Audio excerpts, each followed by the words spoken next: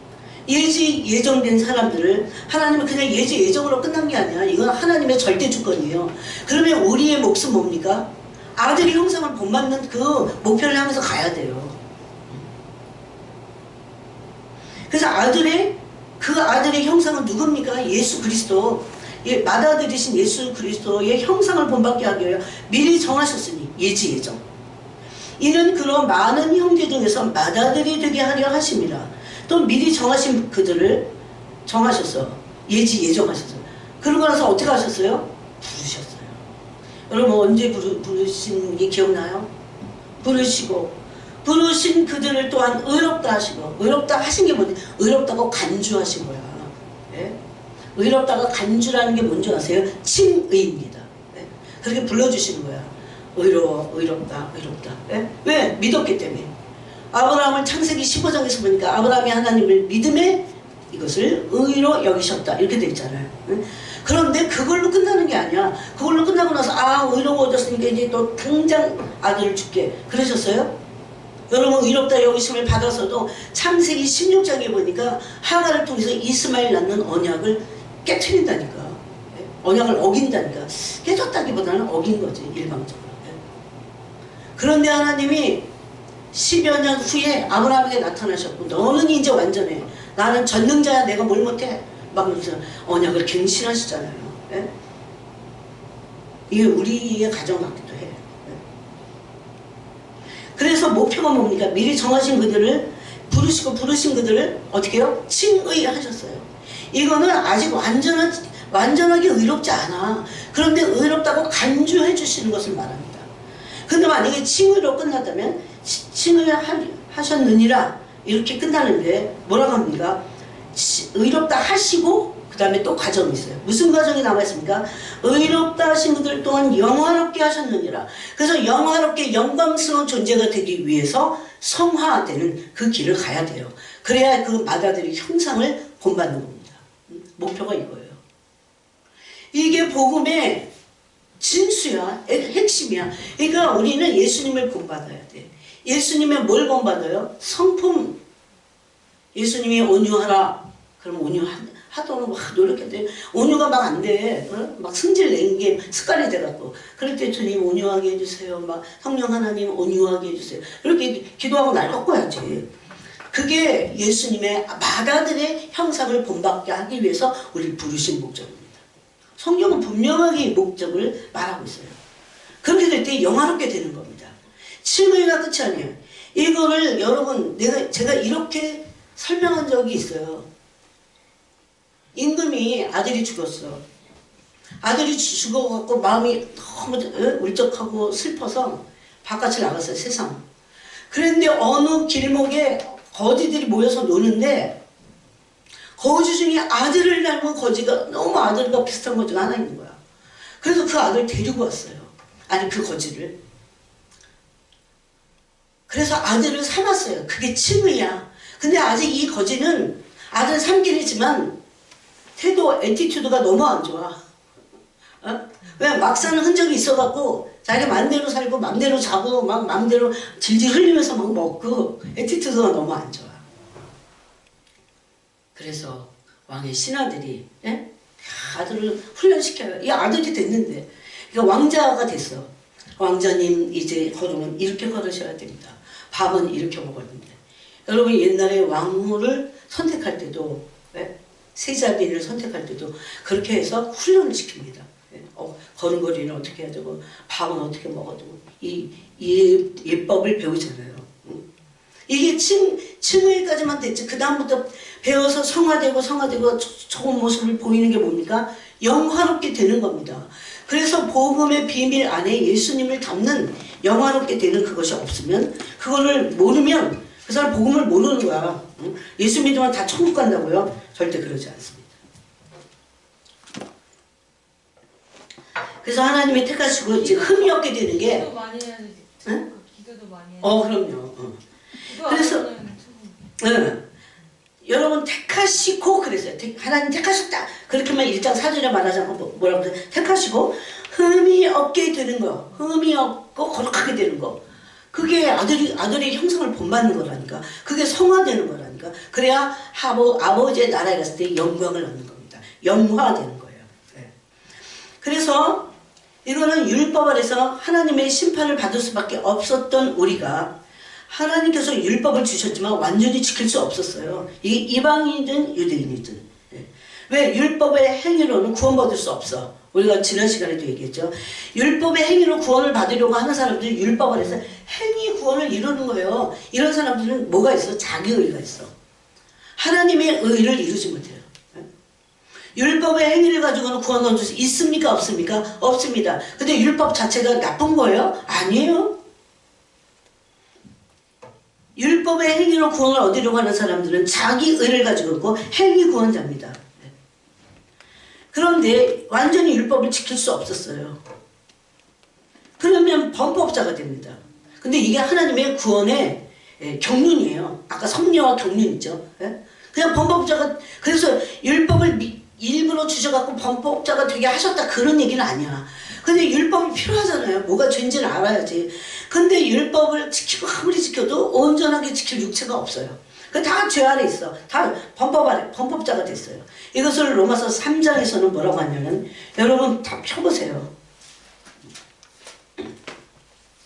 우리입니다. 바로 로마서 3장 19절에서는 우리가 알고 있냐, 무릇 율법이 말하는 말은 율법 아래에 있는 자들에게 말하는 것이니 이는 모든 입을 막고. 지금 우리는 율법 아래 있습니까? 예수님이 오심으로 우리는 더 이상 율법 아래 있을 필요가 없습니다. 우리는 예수님이 오셔서 은혜 아래 있죠. 믿음의 법 안에 있죠. 성령의 생명의 법 안에 있죠. 은혜 아래 있죠. 예? 왜? 율법 아래, 예수님이 오심으로 율법 아래 더 이상 있지 않기 때문에. 그래서 예수님이 안 오셨으면 우리 여전히 율법 아래서 저주 아래 있는 거야. 그래서 율법 아래 있는 자들에게 말하는 것이니, 그런데 율법 아래 있던 자들에게 드디어 때가 되니까, 때가 찬 경륜에 의해서 하나님이 예수님을 보내셔갖고 죄를 다 씻은 거야. 율법 아래 있는 자들의 모든 죄를. 예? 이해하시겠어요? 그렇게 되니까, 근데 이게 하나님의 구속사의 경륜이에요. 예? 어떤 사람은 그래갖고 예수 교회 다니는데도 아직까지도 율법 아래 있어. 예수님 오셨는데도. 그리고 율법 아래서 말씀을 율법으로 보니까 나는 힘이 없어. 이걸 어떻게 지키고 살아. 이런 얘기를 하는 겁니다. 제가 그랬어요. 제가. 그래서 어느 날 제가 진짜 이게 24살 때 있었더니, 24살 때 막 다 회개했어. 오빠를 미워하는지 다 회개하고 막 더 회개할 게 없다. 그러고 나서 이 경기도 광주에 있는 광주기도로 갔어요. 여기서 내가 굶어 죽겠다. 왜냐하면 다 회개했으니까 이제 깨끗하니까. 또 있으면 또 죄를 질 것 같아. 죄 짓는 게 너무너무 저한테 너무 이게 버거웠어요.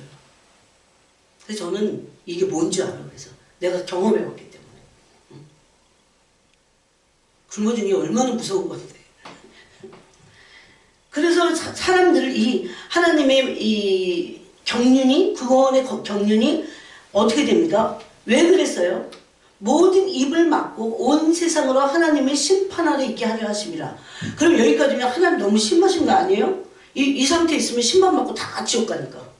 근데 그렇게 하지 않았어요. 심판 아래 두신 이유가 있어요.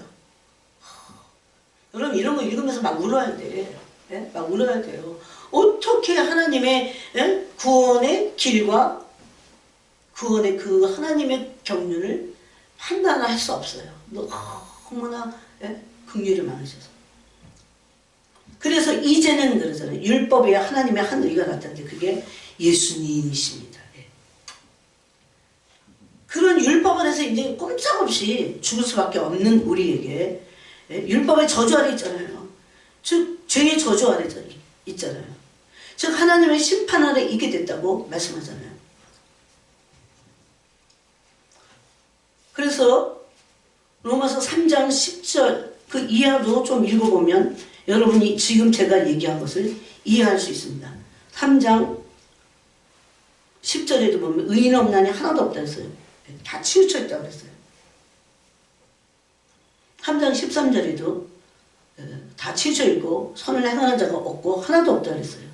그들의 목구멍은 열린 무덤이요 그 혀로는 속임을 일삼며 그 입술에는 독사의 독이 있고 쭉 그랬어요.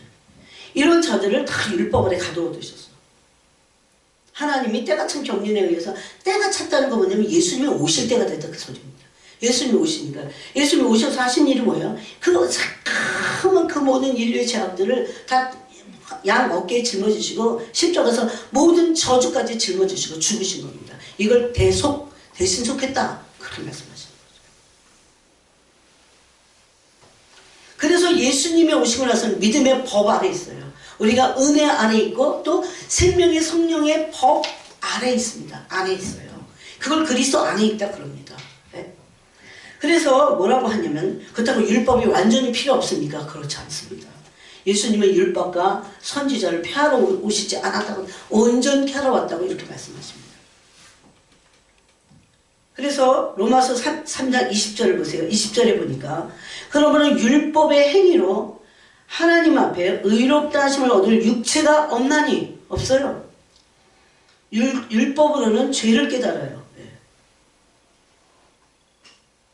그래서 27절에 뭐라고 하냐면 그런데 자랑할 때가 어디냐 있을 수 없느니라. 무슨 법을 하는 행위로나 아니라 오직 믿음의 법으로니라. 그러므로 28절을 보세요. 28절. 그러므로 사람이 의롭다 하심을 얻는 것은 율법의 행위에 있지 않고 율법에 있지 않고 그러지 않았어요. 율법의 행위는 나 혼자서의 율법의 의를 옳은 행실을 하려고 하는 겁니다. 이거는 하나님 앞에서 교만하고 악한 일이야. 그러니까 여러분이 율법 안에 있으면 내가 이루려고 해, 막 율법의 의를. 그거는 행위 구원론에 빠지는 거예요. 이걸 버려야 돼.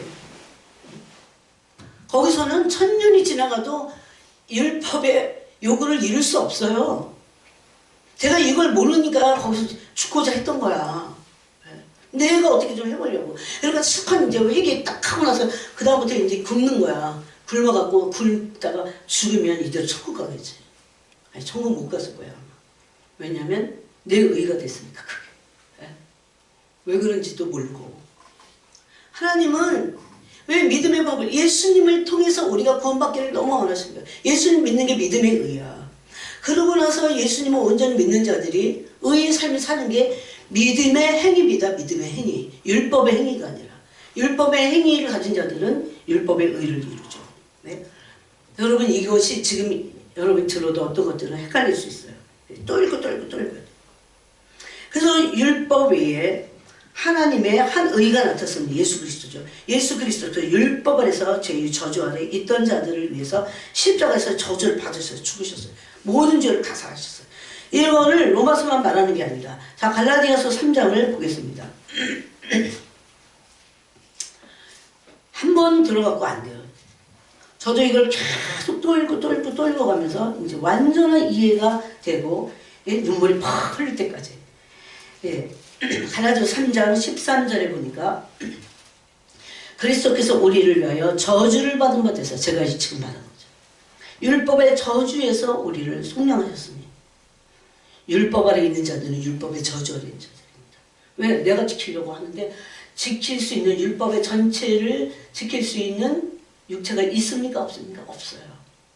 그래서 16절에 사람이 의롭게 되는 것은 율법의 행위로 말미암음이 아니요 오직 예수 그리스도를 믿음으로 말미암은 줄 알므로 우리도 그리스도 예수를 믿나니 이는 우리가 율법의 행위로서가 아니고 그리스도를 믿음으로써 의롭다함을 얻으려 함이라. 율법의 행위로서는 의롭다함을 얻을 육체가 없노라. 없어요. 예수님 믿으면 의롭게 돼. 그러면서 의의 길을 성령이 가게 하시는 거야. 그래서 여러분 우리가 안 좋은 일이 있건 이런 것이 주님 편에서는요 이거 징계야. 그렇지만 우리는 저주 아래 있지 않습니다. 근데 이걸 마귀가 속여. 그래서 저주 아래 이게 넌 저주받은 인생인가 봐. 왜 이래? 이러면서 그걸 믿게 해. 믿는 사람들은요 저주라는 있을 수가 없어. 네? 있을 수가 없어요. 믿음이 그래서 중요해. 뭘 믿느냐가. 내게는 예수님이 십자가에서 죄의 저주 뭡니까? 율법을 범하면 범법자가 돼. 이 교통신호만 범해도 범법자가 되잖아. 예? 그러면 차가 교통신호 안 지키고 막 지나가면 어떻게 돼요? 빨간 딱지 막 날라오잖아. 벌금 내라고. 예? 그 저주를 다 받으신 거예요. 십자가에서. 신명기 21장 21장 21절 외워주시면 돼요. 신명기 21장 21절에 보니까 십자가를 이 나무에 달린 자를 저주하에 있다고 그랬어요. 제가 읽어볼게요. 그 사람이 만일 사람이 만일 죽을 죄를 범함으로 내가 그를 죽여 나무에 달거든. 예수님 나무 위에서 달려서 죽으셨잖아. 네? 이게 저주예요. 예수님이 대신 내가 받을 오소에가 받을 저주를 다 받으신 거야. 한 저주가 없어. 네? 그 시체를 나무에 밤새도록 두지 말고 그날의 장사에 내 하나님 여호와께서 내게 기업으로 주시는 땅을 더럽히지 말라. 왜 땅이 더럽혀져요? 사람을 나무에 매달면 피가 탁 떨어졌고 땅에 탁 떨어지죠. 물과 피가. 그러면 이게 땅이 더러워지는 거야. 피를 흘리면. 예? 그래서 구약에서 레위기에서는 피를 흘리면 땅이 저주를 받는다 이렇게 돼서 땅이 나중에 주민에 대해서 토해버려. 그래서 여러분 살인이 얼마나 무서운 죄인지 아십니까? 그래서 마음속으로도 남을 미워하면 안 돼. 응? 죄예요? 네, 죄지. 그래서 내 하나님 여호와께서 내게 기업으로 주사 땅을 더럽히지 말라. 나무에 달린 자는 하나님께 저주를 받았음이니라. 또 그 저주를 받은 사람의 피가 땅을 더럽혀. 응? 그러니까 나무에 있는 자들은 저주받는 자. 그 나무에 달린 자는 저주를 받았는데 그 저주를 그 나무에 달려서 다 받으신 거예요. 예수님이. 네? 대속 제물이 되심으로 뭐까지 받으셨습니까? 내가 받을 저주까지 다 받으셨다는 겁니다. 그 다음에는 창세전에 우리 택하셨어요. 네, 그렇죠? 택하심이 창세전에 택하셨어요. 이런 것들을 위해서. 예정하시고 아까 우리가 로마서 8장 29절 30절 읽었죠. 예정하시고 부르시고 의롭다 하셨어요. 이걸 에베소서 1장 4절에서도 똑같은 말씀을 하십니다. 곧 창세전에 그리스도 안에서 우리를 택하사 우리로 사랑 안에서 그 앞에 거룩하고 흠이 없게 하시려고. 거룩하고 흠이 없는 게 하나님의 창조의 그 부르심 안에 있습니다. 즉 예수 그리스도의 아들의 형상을 담도록 우리를 창조하셨다는 겁니다. 이 거룩하고 의롭다고 하는 것은. 그래서 하나님의 아들이 되는 겁니다. 또 베드로후서 1장 4절에는 신의 성품에 참여한 자가 되게 하려 하심이라고 했어요. 아들의 형상은 신의 성품입니다. 또 골로새서는 신성에 충만한 것이 예수님이 육체로 과한 것이다. 이렇게 돼서 다 똑같은 말씀이에요. 자, 골로새서를 에베소서니까 골로새서 바로 있으니까 한번 확인을 해봅시다. 골로새서 2장 9절에 보니까 이게 여러분 일반적인 사람들, 교단의 사람들은 상관없게 모르는 사람이 너무 많아서 어려운 것 같지만 알아야 돼요. 이게 나에 대한 거야. 골로새서 2장 9절에 보니까 그 안에는 무슨 안에요? 예수님 안에. 예수님 안에는 신성, 하나님의 성품이죠. 하나님의 성품의 모든 충만이 육체로 가지고 어떻게 이렇게 하실 수 있어요? 죄성이 없으시니까. 그런데 거듭난 우리도 그렇다고 10절이 말합니다. 너희도 그 안에서 충만하여졌으니 누구 안에서? 예수님 안에서. 예수님 믿는 자들은요 신성으로 충만해지는 거야. 이게 아들의 형상을 본받는 거고 하나님의 흠이 없고 거룩한 자가 되는 겁니다. 예? 그래서 이 신성의 모든 충만이 육체로 가시는데 그건 하나님의 충만입니다. 하나님은 뭐예요? 하나님의 성품으로 충만하신 분이 하나님의 형상이야. 근데 하나님의 형상은 너무 온유하셔. 너무 겸손하셔. 너무 사랑으로 충만하셔. 너무 의로우셔요. 너무 거룩하셔요. 이 신성의 충만이 예수님은 육체로도 거하셨어요. 근데 너희도 그렇게 하라고 말씀하고 계십니다. 이거를 로마서 8장 30절에서는 영화롭게 되는 겁니다. 네? 영화롭게 되는 거. 하나님의 성품으로 충만하니까 영화롭게 되는 거죠.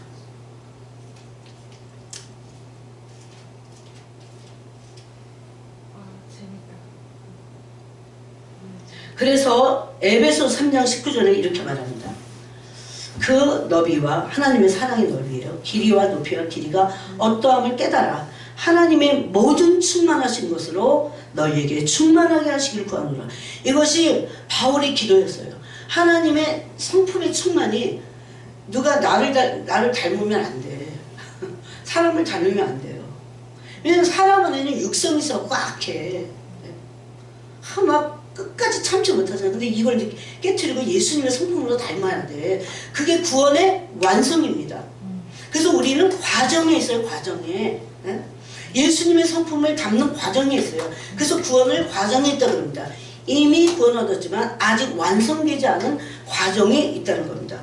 근데 단순히 이게 과정이 아니고 이게 바로 아버지의 아들이 되는 겁니다. 아들은 누구 닮습니까? 아버지. 근데 왜 우리를 아들의 형상을 본받으려고 하냐면 하나님의 형상을 그대로 육체로 가지고 계셨던 분이 이 땅에 오셨던 예수님이니까. 예수님은 그래서 히브리서에서 로마서에서 맏아들이신 예수님입니다. 그래서 맏아들이시다. 같이 한 형제가 되는 것을 부끄러워하지 않는다 그랬어요. 나 같으면 부끄러워할 것 같다. 저렇게 주 가운데 있는데. 근데 이제 계속 성화되는 거야. 성화되고. 여러분 성화되는 게 우리로서는 마땅해. 그래서 제가 어느 날 세상에 물론 성화되기 위해서 예수님하고 우리를 연단하시기도 해. 근데 성화되는 건 우리로서 마땅해요. 고난의 대가를 지불해도 성화되어야 돼. 이게 옳은 거니까. 예?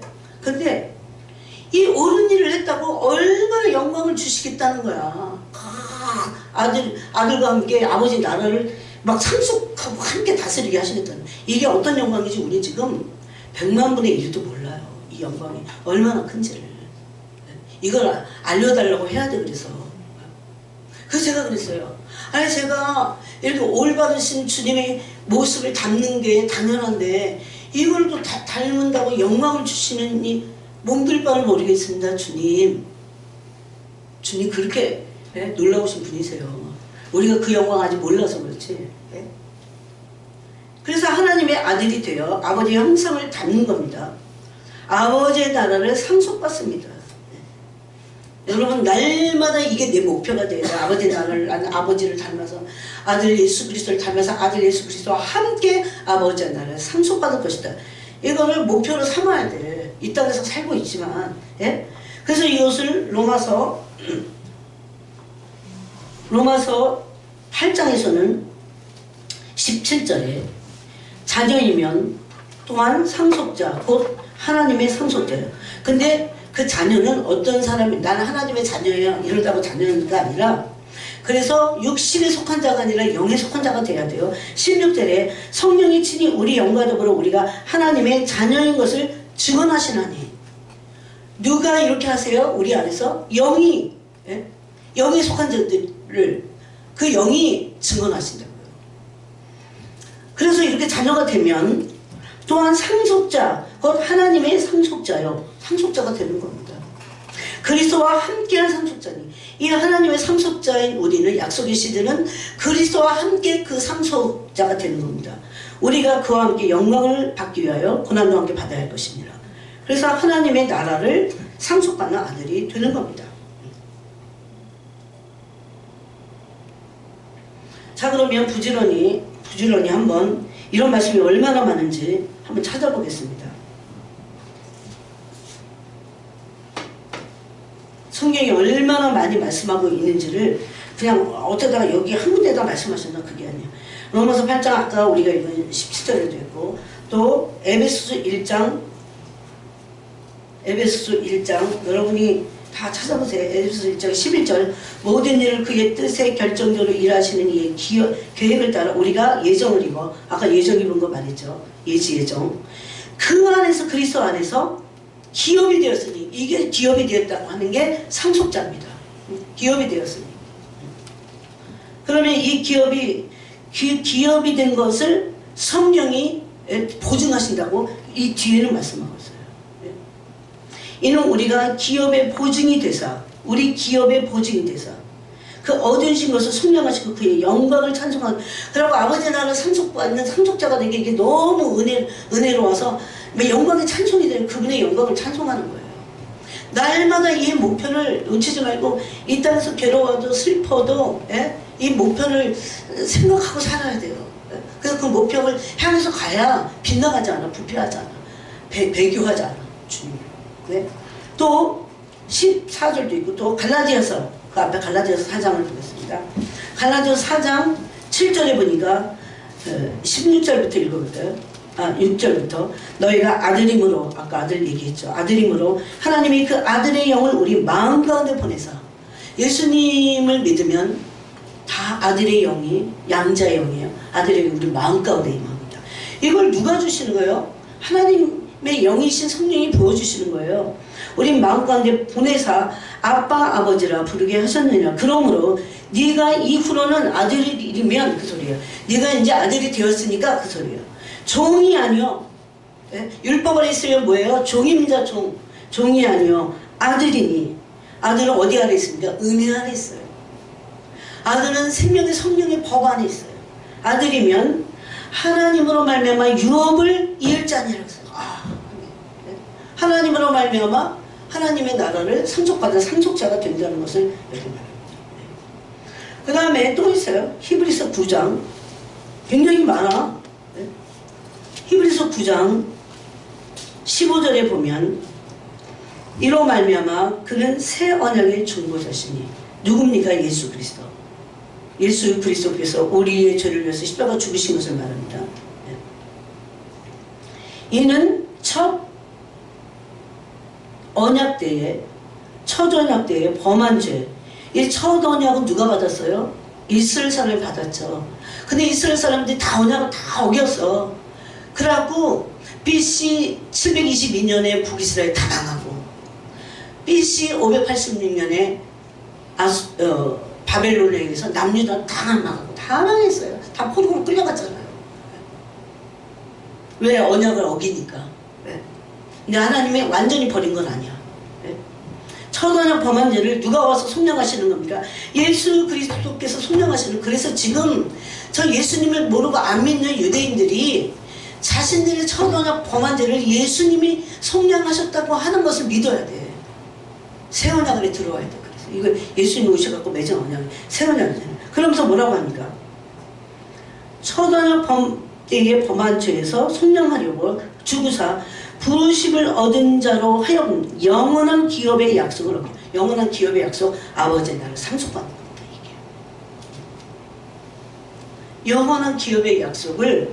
그래서 함께 약속을 받은 자를 아까 그랬죠. 에베소서 3장에서 함께 약속을 함께 받게 되고 함께 상속자가 되고. 누구와 함께? 이방인이 우리 이방인 교회와 유대인 교회가 함께 상속자가 됩니다. 또 야고보서에도 있어요. 야고보서 2장을 보겠습니다. 그 뒤에 야고보서 2장. 야고보서 2장 5절에 보니까 내 사랑하는 형제들아 들을지어다. 하나님이 세상에 가난한 자를 택하사 믿음에 부유하게 하시고. 이게 고린도 전서에서도 대부분 하나님의 택하심 안에 가난한 사람들이 많다고 그랬어요. 왜냐하면 그들이 그래도 마음이 열려 있습니다. 가난한 자들을 택하사 믿음에 부유하게 하시고. 여러분 제가요 가끔씩 그 아프리카 애들 이런 선교 그 영상을 봐요. 그 밥이 이런 찰진 밥이 아니라 알람미 우르르 좋은 알람미는 또 그랬지 그랬는데 그거를 푹푹 삶아갖고 그거 또 하나에다가 멀고 국물 이렇게 버갖고 그런데 저기서부터 춤을 추고 얘네들이 그거 하나 먹으려고. 근데 어떤 애들은 진짜 얼굴에 기쁨이 있어. 얼마나 겸손한지. 아마 춤을 추라고 그런 것 같아.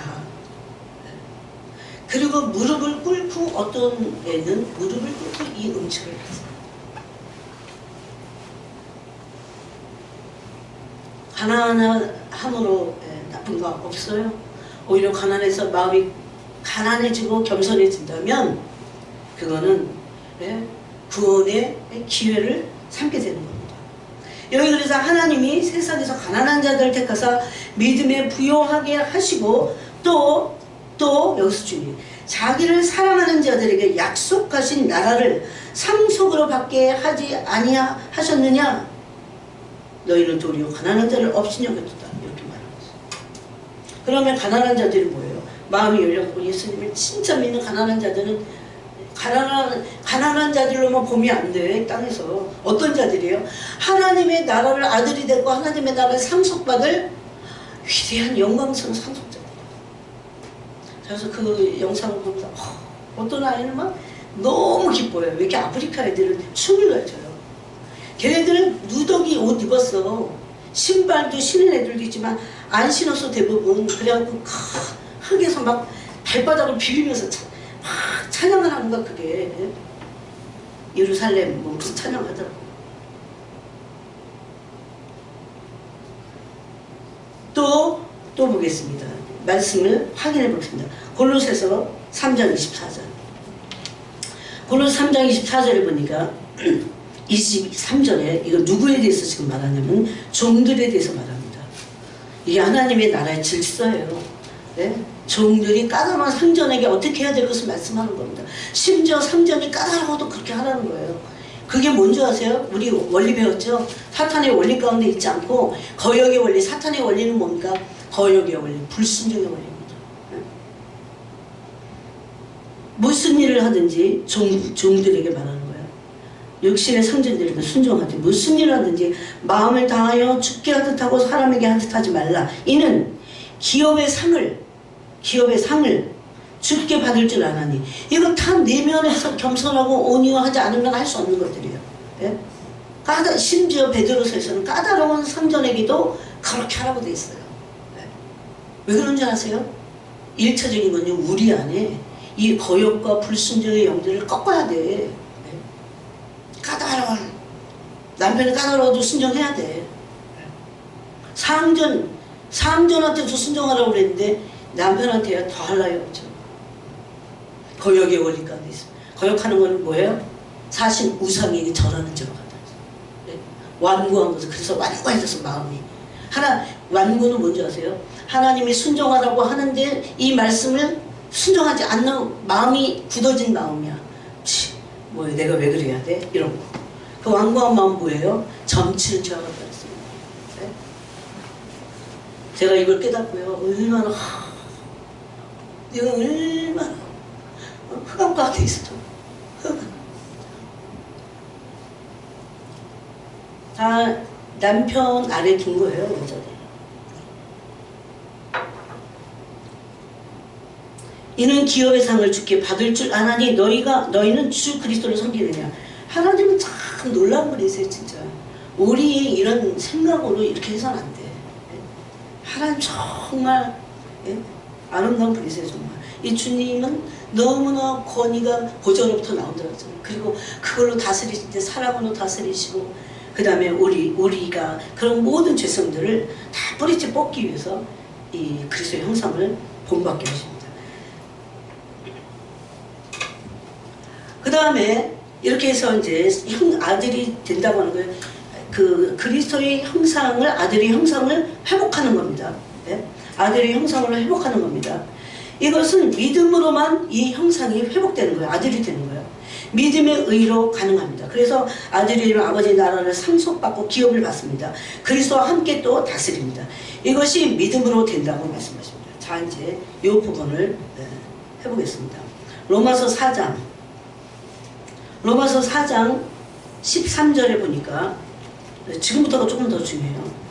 아브라함이나 13절에 그 후손에게 세상의 상속자가 되리라고 하신 언약은 율법으로 말미암은 것이 아니요. 왜? 율법으로는 불가능하니까. 네? 율법으로 어떻게 하나님의 형상을 닮을 수 있어요? 율법으로? 율법 안에서 불가능합니다. 율법은 하라고 그래. 근데 율법 안에서는 안 돼. 율법 안에서는 내가 해야 되는 거니까. 그래서 믿음의 법이 필요하고 예수님이 대신 대속 제물이 되셔서 다 이루어 주시고 나서 성령을 우리 마음 가운데 보내주셔서 성령으로 아들의 형상, 하나님의 신의 형상을 본받게 하는 거잖아요. 여태까지 말한 거잖아요. 그게. 그런데 16절에 그러므로 상속자가 되는 그것이 은혜에 속하기 위하여 믿음으로 되나니, 이제 믿음의 의에 대해서 말하는 겁니다. 이것이 율법의 의, 행위에서 된다고 하면 나는 죽어야 돼. 죽어도 못 이루어. 예? 제가 그래서 죽으려고 했던 게 그걸 못 이루는 걸 갖다가 죽으려고 했던 거야. 예?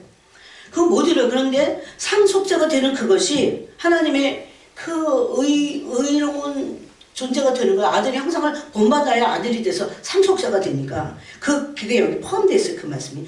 그것이 은혜에 속하기 위하여 믿음으로 되나니. 예? 믿으면 그냥 그 믿는 것만으로 되는 건 아니에요. 물론 믿고 믿음에 순종을 하는 거죠. 이게 행위 구원과는 틀려요. 율법의 행위와 믿음의 순종은 완전히 틀린 겁니다. 근데 사람들이 행위는 필요 없구나, 이렇게 착각해. 그래갖고 믿음의 순종 안 하려고 하죠. 예? 그러면서 로마서 또 10절을 보니까 9절 10절 보겠습니다. 그런데 이 복이 할례자에게냐 혹은 무할례자에게냐. 왜 할례 얘기를 한 줄 아세요? 할례는 율법이 명시하는 거기 때문에. 물론 우리가 말하기를 아브라함에게는 그 믿음이 의로 여겼다 하노라. 되게 어려운 말 같지만 아브라함은 믿음을 의로 여기심을 받을 때가 할례 때입니까? 무할례 때입니까? 여러분이 대답해 보세요. 예? 그러니까 율법 안에 있을 때입니까? 믿음 안에 있을 때입니까? 믿음 안에 있을 때예요. 왜냐하면 율법은 아브라함 이후에 400년이 지난 후에 왔기 때문에.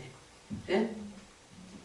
그래서 아브라함도 믿음으로 의롭다 하심을 얻은 거예요. 그러고 나서 이 믿음을 의롭다 하신 것을 표를 주신 게 할례입니다. 성경이 그렇게 말하고 있잖아요. 로마서에서. 믿음으로 의롭다 하심을 얻은 것을 어떻게 좀 표를 해야 돼, 주님이. 그거를 할례로 표를 삼으신 거예요. 그래서 4장 14절에 그가 할례의 표를 받은 것은 무할례 시에 아브라함도 무할례 시에 믿음으로 된 의를 받은 거예요. 할례를 받아서가 아니야. 그러니까 율법 안에서는 의로 여기심을 받을 수 없어. 왜? 내가 해야 되니까. 근데 믿음으로는 믿은 것을 의로 여기셨으니까. 그때가 언제냐? 무할례 시예요. 할례 받아서가 아니야. 이거를 지금 바울이 이거를 설명하는 거예요. 이 유대인들에게. 예? 아브라함이 할례의 표를 받은 것은 무할례 시에 믿음으로 된 의를 인친 것이니 이는 무할례자로서 아브라함 자신이 무할례자였잖아요. 예? 처음에는 믿는 모든 자의 주상이 되어 그들도 의로 여기심을 얻게 하려 하심이라. 그래서 우리가 율법 안에 있어서는 안 돼요. 아브라함의 믿음 안에 있어야 되고 아브라함이 어떻게 믿음 안에서 의롭다 여기심을 받았는지 그 아브라함의 믿음을 본받는 자가 되게 하셨다 이렇게 돼 있어요. 이방인이나 유대인이나 믿는 모든 자의 조상이 되어 의로 여기심을 받게 하신 하나님의 구원의 비밀이에요 이게. 그래서 아브라함은 무할례 시에 의롭다 하심을 받고 나중에 이 의롭다 하심을 받은 것을 표로 할례를 받은 겁니다. 여러분 예수 그리스도를 얻게 되는 것도 믿음으로 됩니다. 이게 비밀이에요. 복음의 비밀이에요. 믿음의 비밀이에요. 그래서 빌립보서 3장 9절에는 그 안에서 발견되게 하니 내가 가진 의는 바울이 그랬어요. 율법에서 난 것이 아니요 오직 그리스도를 믿음으로 말미암은 것이니 그 믿음으로 하나님께로부터 난 의라고 했어요. 그러니까 믿음 안에 있는 의로 뭐까지 할 수 있습니까? 아들의 형상을 완전히 다 본받을 수 있어요. 그렇게 법을 마련해 놓으신 겁니다. 그런 사람이 어디에 있어요? 성령의 생명의 법 안에 있습니다. 은혜 안에 있어요. 그래서 생명의 성령의 법 안에 있는 은혜가 그리스도의 형상을 본받도록 도우시고 견인이라는 것을 계속 포기하지 않으십니다. 하나님은 그리스도로 말미암아 우리의 죄가 속해지는 것 그것뿐만 아니고 하나님의 나라에서 아들이 되어갖고 그 나라를 상속받는 그 영광을 열어주신 거예요. 그냥 죄만 사신 게 아니야. 이게 성경이 얼마나 지금 제가 여러분이 이해 못할까봐 다 찾아서 함께 나눴잖아요. 이게 원래 하나님의 뜻이에요. 아들로서 부르심을 받는 거. 그런데 이 아들이 유대인만이 아니라 그들만 선민이 아니에요. 그들은 오히려 하나님의 구원의 통로가 돼서 모든 열방, 이방인 우리, 여기 극동에 사는 한국, 대한민국에 있는 우리까지도 구원하신 겁니다.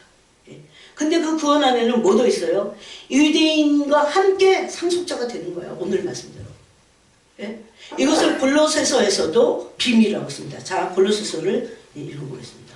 골로새 1장. 골로새서 1장 25절. 내가 교회의 일꾼 된 것은 하나님이 너희를 위하여 내게 주신 직분을 따라 하나님의 말씀을 이루려 함이라. 그래서 그 하나님의 말씀이 뭐냐면 6절에 이 비밀이 그랬어요. 그렇죠? 이 구속사의 비밀, 복음의 비밀, 하나님의 말씀의 비밀, 여기도 비밀이 나옵니다. 이 비밀은 만세와 만대로부터 감춰진 것인데 하나님의 경륜이죠. 에베소서로 말하면. 근데 골로새서도 바울이 썼습니다. 이제는 그의 성도들에게 나타났고 하나님이 그들로 하여금 이 성도들로 하여금 이 비밀의 영광이 뭔가 비밀이 있는데 이 비밀의 영광이 이거 복음의 비밀이에요. 이 영광이 이방인 가운데 얼마나 풍성한지 알게 하려 하십니다. 반드시 알아야 돼요. 그러니까 우리는 그냥 예수 믿고 천국 가는 게 아니야. 그것만 하는 게 아니에요. 아버지의 나라를 아들로서 닮아갖고 아버지의 나라를 상속받아갖고 뭐예요? 이게 얼마나 이방인 우리가 그 영광을 받는 거야.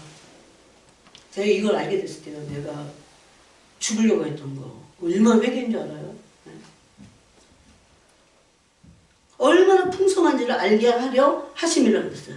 이 비밀은 너희 안에 계신 그리스도니 곧 영광의 소망이시니라. 네. 그래서 그 다음 절에는 완전한 자로 세우게 하느니 그랬어요. 완전한 자입니다.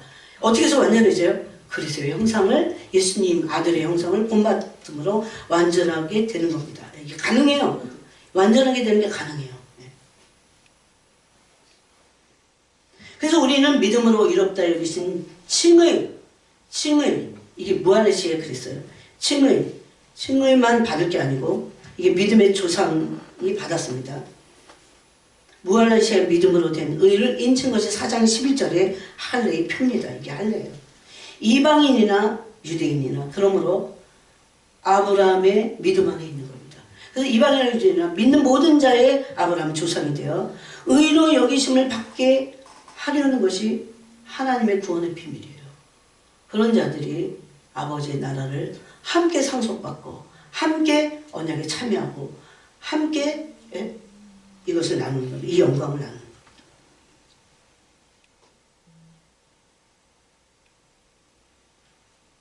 그래서 믿음의 의는 예수님을 믿고 예수 그리스도의 형상을 본받는 것 같습니다. 여러분 원래 하나님의 뜻이 뭐라고요? 아들로 부르시는 거예요. 그래서 로마서하고 갈라디아서에서는 양자의 영, 아들의 영을 우리 마음 가운데 부어주셨다 이렇게 돼요. 우리는 종의 영 가운데 있으면 안 됩니다. 갈라디아서 4장을 읽으세요. 아들의 영을 부어주시기 위해서 율법의 저주 아래 있던 율법 아래 있으면 저주 아래 있어요. 율법의 저주 아래 있던 우리들을 예수 그리스도께서 율법 아래서 나셨어요. 그래서 이렇게 이렇게 매여있던 우리들을 속량하셨다 이렇게 돼서 자유함을 얻게 하셨다 이렇게 돼 있어요. 그러므로 우리는 이제 하나님의 아들이 되어 상속자가 함께 되는 겁니다. 이방인인 우리에게도 어떻게 상속자가 되는가를 말씀하시는 겁니다. 이게 바로 이게 제일 많이 말씀하신 곳이 바로 로마서입니다. 로마서 특별히 4장입니다. 4장. 그래서 여러분 집에 가서 로마서 4장을 읽으세요. 그래서 13절 14절을 제가 다시 한번 읽어볼게요. 아브라함이나 그 후손에게 세상의 상속자가 되리라고 하신 언약은 율법으로 말미암은 것이 아니요 오직 믿음의 의로 말미암은 것이니라. 만일 율법에 속한 자들이 상속자이면 믿음은 헛것이 되고 약속은 파기되었느니라. 율법 아래 있으면 율법은 진노를 이룬다고 여기 이렇게 돼 있잖아요. 그래서 왜 세상의 상속자로 가냐면 일단 언약의 씨가 되어야 되기 때문에 약속의 씨가 되어야 되기 때문에 아브라함이 이 약속을 받은 것은 믿음으로 받은 것이며 믿는 것은 의로 여기셔서 인치신 것이 할례입니다. 이것이 무할례시에 가졌던 아브라함의 믿음입니다.